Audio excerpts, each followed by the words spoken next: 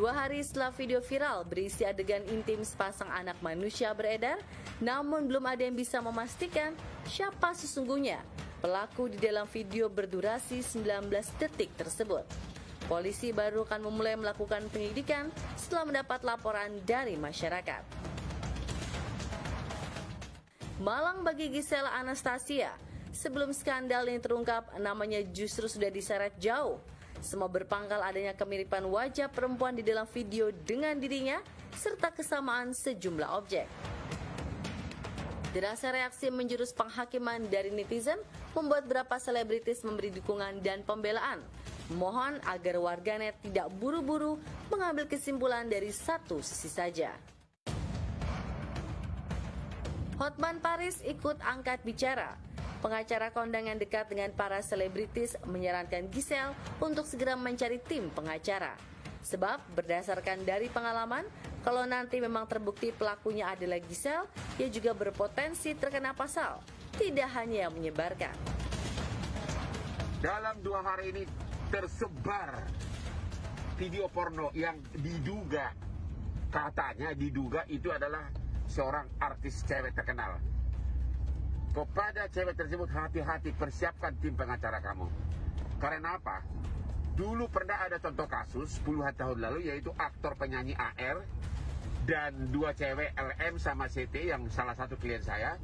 Ternyata sudah ada contoh putusan pengadilan, bukan hanya yang menyebarkan pornografi yang kena, tapi juga yang lalai menyimpan sehingga tersebar. Awas, hati-hati karena pasal 27 ayat 1 Undang-Undang ITE dan Undang-Undang Pornografi. Jangan sampai Anda kena lalai menyimpan pornografi. Sudah pernah ada contoh kasus dihukum sampai Mahkamah Agung. Membuat dan lalai menyimpan, hati-hati. Belum tentu menyebarkan.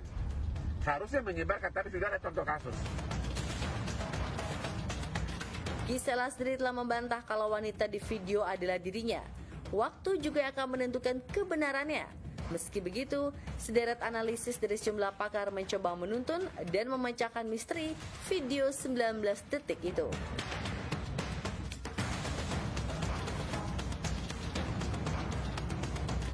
Menyoal keaslian, pakar telematika Abimanyu Wahyu Wijayat memastikan video itu orisinil, bukan editan. Kalau dilihat dari tingkat pengambilan, video sengaja dibuat dan direkam melalui kamera HP.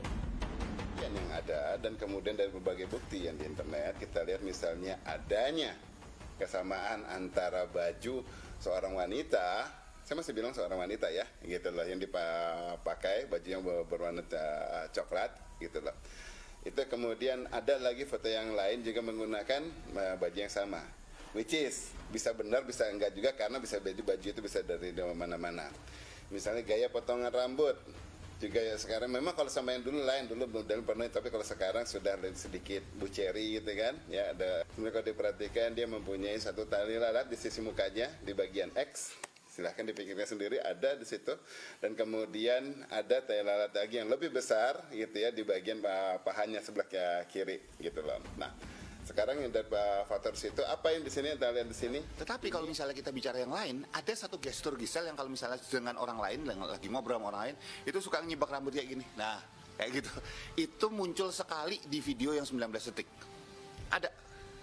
Set gitu, sekali. Nah, 19 detik. Tapi kan cuma sekali, mas 19 detik. Ya kalau dipanjangin, saya juga pengen misalnya ngeliat panjang gitu ya, 10 menit gitu. Mungkin ada beberapa kali, mungkin. Kalau memang itu Giselle, kalau. Nah, kalau ini cuma mirip Giselle, bisa saja memang bahasa gestur tersebut memang dibuat misalnya. Maka dibuat cuma 19 detik. Jadi buat saya kita masih perlu satu pembuktian lagi. Kalau ruangan jelas bukan rumahnya, ya, karena bukan jelas rumahnya. Tapi kalau misalnya dari gestur ini memang ada satu gestur yang mirip di video yang mirip Giselle ini. Tidak saja dari sisi tubuh, TKP video juga bisa dianalisa dari tata letak benda yang ada di ruangan tersebut. Temuan ini akan menuntun kesamaan dengan kamar selebritis yang disebut-sebut mirip dengan pelaku.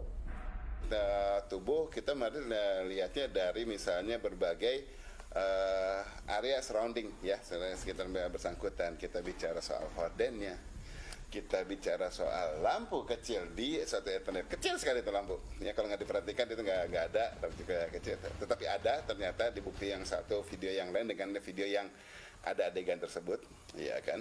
Kemudian dari misalnya kalau televisi masih banyak lah ya, tapi posisinya menaruh televisi di bagian di sisi situ, di mana sebetulnya biasanya itu suatu jendela gitu kan, itu suatu yang langka orang menaruh di situ, tetapi ini ada bukti yang sama. Jadi terlihat di awal Gisel memang nervous ketika menjalani, walaupun terlihat santai, tapi misalnya ketika di tangan di sini dan dia megang-megang kayak gini nih, nah ini tuh kita bicara ya ada kadang-kadang megang rambut seperti ini gitu. Ada namanya grooming gesture, yaitu adalah bahasa tubuh dalam benerin rambut, benerin baju misalnya, benerin segala macam. Tapi nggak, yang baju nggak ya, Gisel nggak melakukan itu.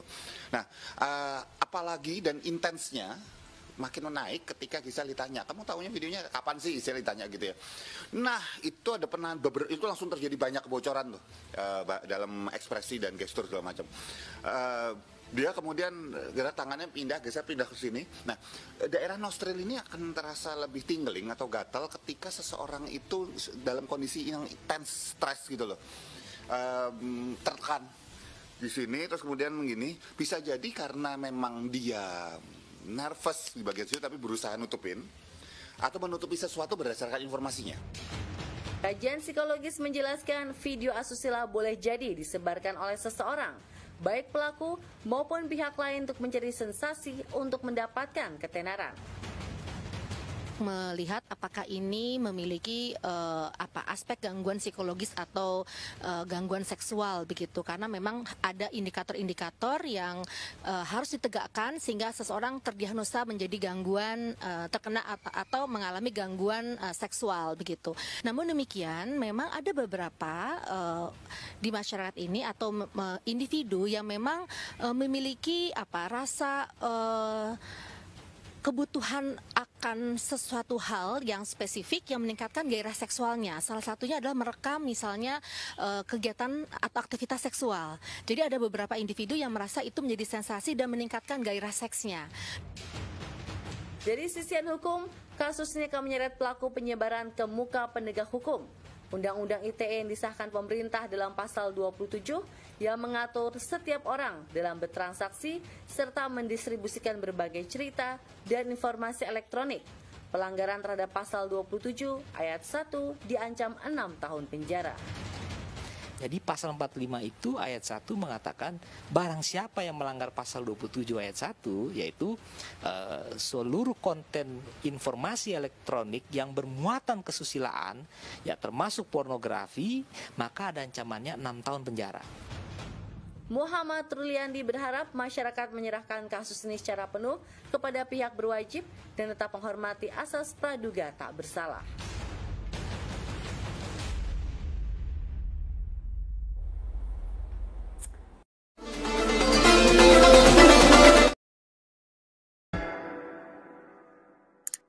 Terima kasih sudah nonton.